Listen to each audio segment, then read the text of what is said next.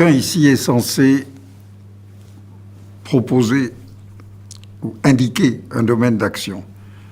Le domaine d'action que je voudrais désigner, à partir de mon travail, c'est celui de la pensée. D'habitude, on oppose la pensée et l'action. Autrefois, c'était même deux parties du programme de philosophie, la pensée, l'action. Quand on se représente qu'on agit comme citoyen, ou quand on est, par exemple, dans une situation électorale, il n'est question que d'action.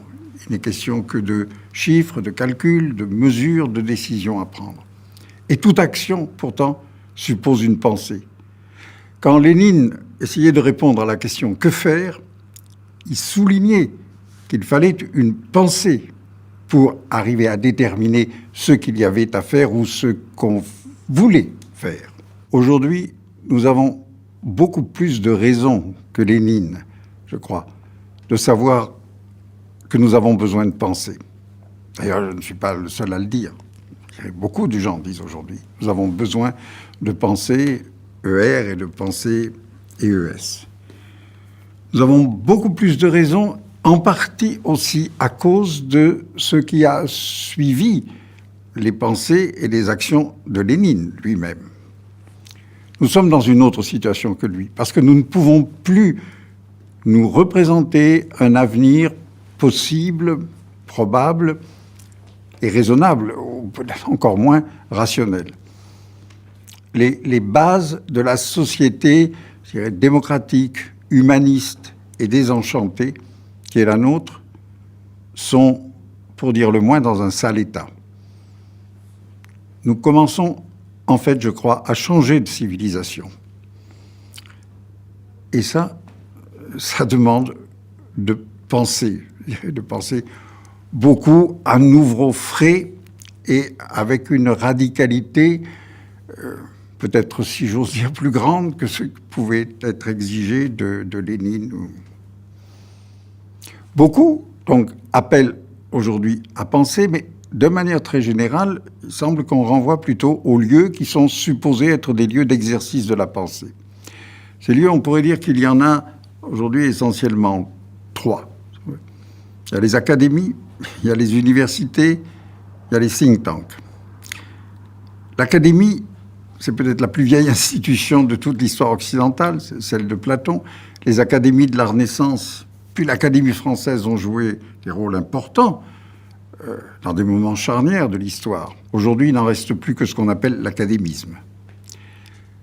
L'université a été, dans sa fondation médiévale, comme dans sa fondation allemande au début du XIXe siècle, aussi un lieu de pensée.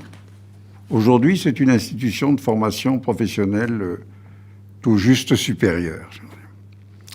Les think tanks, dont le nom comprend le mot penser, think, et puis un autre mot, tank, qui veut dire un réservoir, enfin, qui renvoie un peu, je dirais, à l'appareillage lourd de l'industrie ou du commerce, ou de l'armement aussi, le tank.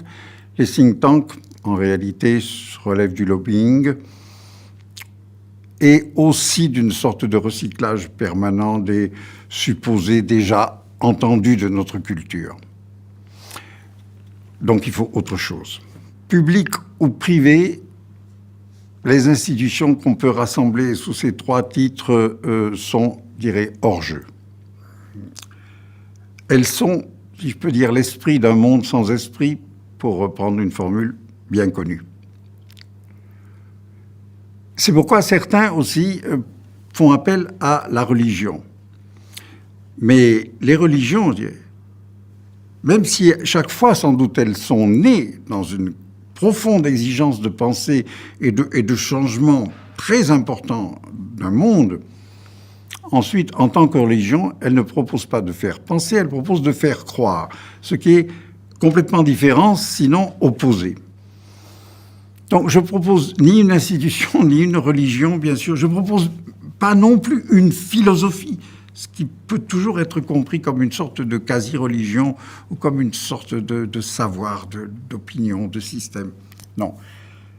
Ce que je peux proposer aujourd'hui, c'est simplement ceci. C'est ce que chacun pourra ou voudra entendre sous une expression que je propose et qui serait celle de la commune pensée. Cette expression, je vais l'entendre de deux manières.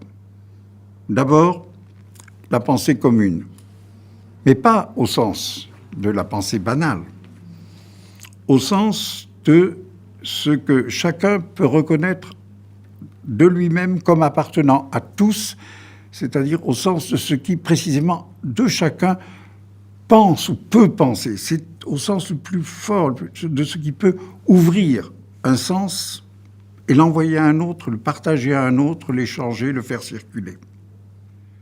Deuxième sens, maintenant, de la commune pensée, en inversant les rôles de substantif et d'adjectif, et en mettant une majuscule à commune, la commune pensée.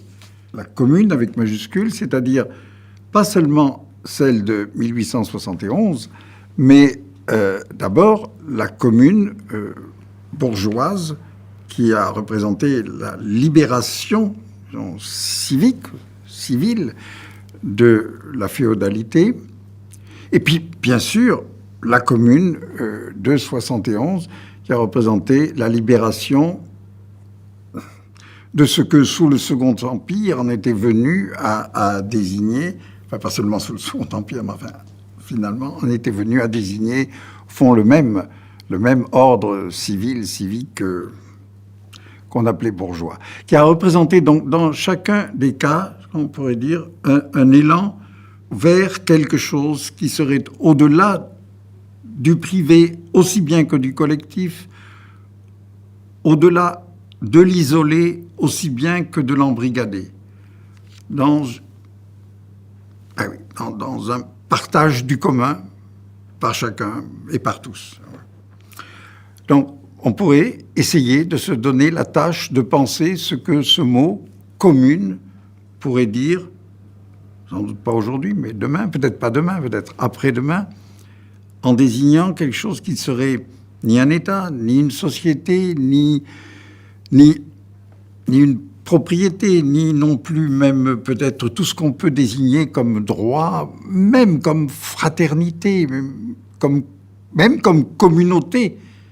Peut-être justement la commune comme ce qui ne serait pas la communauté. En tout cas pas, comme on dit aujourd'hui, communautariste. Bon. Penser la commune. Voilà l'action de pensée que nous pourrions tous aujourd'hui nous proposer.